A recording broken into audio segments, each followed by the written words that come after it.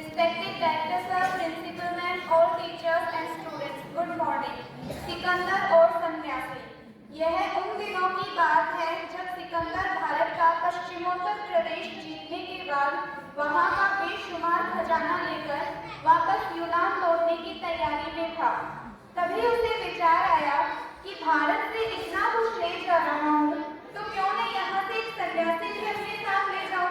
आखिर भारत के सन्यासी भी कोई कम मशहूर तो है नहीं। बस तय किया तो हाथों हाथ उसने सिपाहियों को कोई एक सन्यासी पकड़ लाने का हुक्म भी दे दिया। और जब सिपाहियों को हुक्म दे दिया तो दे दिया। जल्द ही एक सन्यासी पकड़कर उन्होंने सिकंदर के सामने हाजिर भी कर दिया।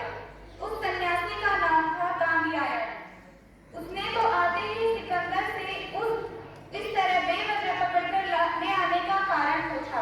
सिकंदर ने कहा, घबराओ नहीं, मैं तुम्हें ससम्मान अपने साथ यूनान ले जाऊंगा ताकि यूनान के लोग भी भारत के सन्यासी को देख सकें।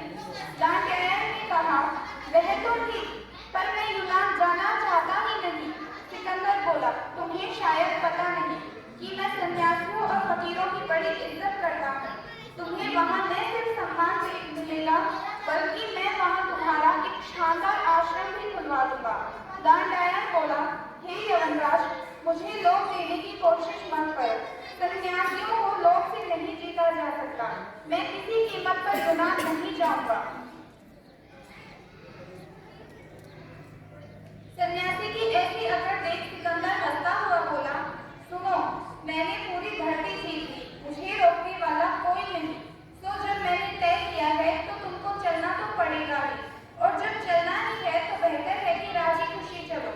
दांडियायन बोला, देश जीतना या खजाना लूटना अलग बात है और एक सन्यासी को उसकी मर्जी के खिलाफ ले जा पाना अलग बात है। तुम मुझे जबरदस्ती अपने साथ नहीं ले जा सकते। सन्यासी के मुख से ऐसा सुनते ही विजय के मद में चूर सिकंदर जोर से हंस दिया और हंसते हुए बोला, क्या बात करते हो, कौन रोकेगा मुझे, अभी तुम्हारी अकल निकाल देता हूँ।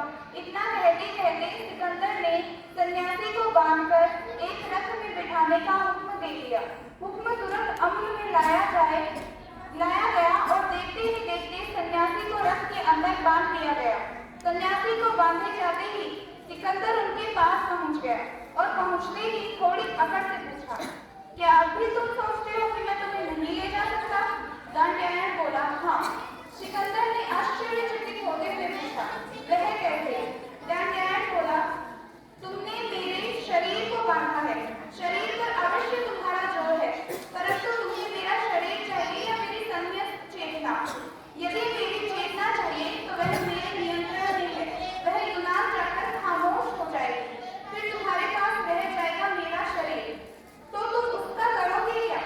सिकंदर तो सन्यासी की बात सुनते ही ऐवान रह गया।